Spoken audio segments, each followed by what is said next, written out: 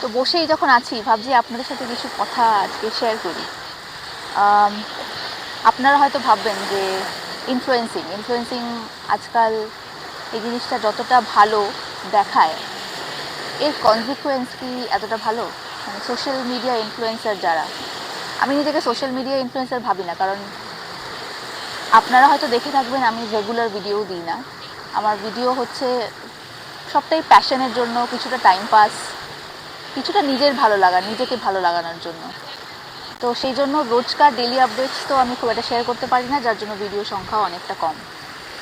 But সেটা আমার কাছে ম্যাটার করে না। কিন্তু যারা ডেলি ব্লগ করে তারা অনেকেই আছেন যারা অনেক মিনিংফুল কন্টেন্ট শেয়ার করেন, কিন্তু অনেকেই আছেন আজকাল যারা ডেলি ব্লগ করছেন কিন্তু তারা শুধুমাত্র ভাবছেন যে এই যে সোশ্যাল মিডিয়াটা, সেটা হচ্ছে নিজেদের মনের কথা শেয়ার করার একটা জায়গা, কিন্তু সেটা শেয়ার করতে গিয়ে কতটা শেয়ার করব, কোন লিমিট অবধি শেয়ার করব, সেটা কিন্তু তারা ভুলে যাচ্ছেন। কিছু মানুষ আছে যারা নিজেদের অত্যন্ত দুঃখ কষ্টের কথা, যখন এতটাই দুঃখ কষ্ট হচ্ছে যে সে তাকে নিজেকে শেষ করে দেওয়ার কথা ভাবছে, তখন সে সেই কথাগুলো শেয়ার করছে। কিছু মানুষ নিজেদের একান্ত ঘরের চার দেওয়ালের মধ্যে যে কথাগুলো থাকা দরকার, সেই কথাগুলো সোশ্যাল মিডিয়াতে শেয়ার করছে। কিছু মানুষ আছেন যারা কটা বিয়ে করছেন, কটা ডিভোর্স করছেন, কী কারণে বিয়ে করছেন, এই সব কিছুই মানে একটা খোলা ওপেন ফোরামে সবার সামনে দাঁড় করিয়ে দিয়েছে।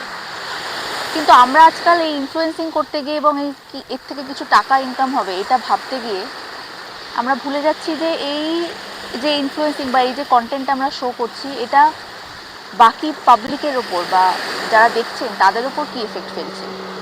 ধরুন আজকে আমি যদি এরকম কিছু একটা শেয়ার করি, তো আমার যে কামিং জেনারেশন যে জেনজি, তারা কী ভাববে, এটা থেকে কী শিক্ষা নেবে, সেটাও তো আমাদের ভাবতে হবে।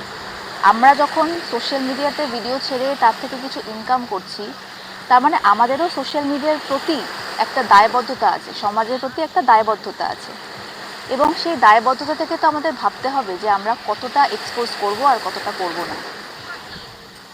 আশা করি এইটা যদি একটু মানুষ ভাবনা চিন্তা করে, তাহলে হয়তো আমাদের যে কন্টেন্টের যে কোয়ালিটি সেটা অনেকটা বেটার হবে, আপগ্রেডেড হবে।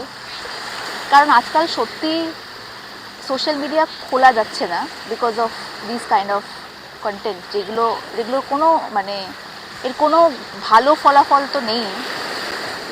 তো এক কথায় আছে যে ভালো যদি না করতে পারো, অ্যাটলিস্ট সমাজের খারাপ করো না। তো কেউ কেউ সত্যিই খুব ভালো কন্টেন্ট শেয়ার করে বা যেগুলো দেখতে সত্যিই ভালো লাগে, কিন্তু যারা শুধু টাকার জন্য এই ধরনের কিছু কন্টেন্ট শেয়ার করছে যেটা সমাজে এমন কিছু বার্তা নিয়ে যাচ্ছে যেটা নেগেটিভ, যেটা ক্ষতিকর, তাদের অ্যাটলিস্ট ভাবা উচিত। কারণ আমরা যখন প্রাইভেট জবও করি বা কোথাও যে কোনো জব, যেখানে যে কোনো অর্গানাইজেশনে যখন আমরা জব করি, তখন আমরা যখন তাদের নিজের কাজের বিনিময়ে টাকাটা নিই, তখন সেই কাজটা আমরা মানে রেসপন্সিবিলিটি নিয়ে করার চেষ্টা করি, right? So where is the responsibility while you are sharing so much in the common platform where it is open to so many people? Where is the responsibility going? You have responsibility for whatever you are sharing in the platform, and we cannot deny the responsibility, right?